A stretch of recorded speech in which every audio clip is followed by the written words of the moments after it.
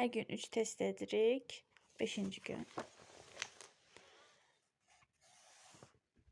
Daha gec baş vermişdi. Tayfa ittifaqlarının yaranması Orta Tunç dövründə olub. Erkən Dəmir dövrünün başlaması Son Tunç dövrü ilə eyni zamanda da hesab olunur.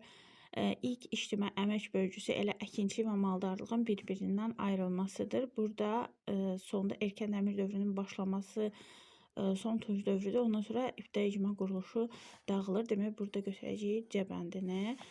Uyğunluq pozulmuşdur. Naxçı Gərgər tayfaları Naxçıvan Mil Qarabağ bölgəsində yaşamışdılar. Bu doğrudur. Kuti tayfaları yaşayırlar Urma gölünün qərbində və cənub-qərbində, doğrudur. Kadusilər yaşayırdı Qızılüzən çayının aşağı axırında. Doğrudur.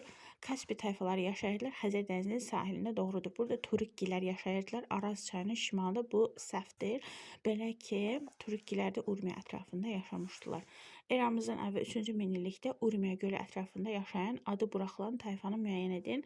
Kuti, Lulubi, Su və Turukkilər yaşayırdılar.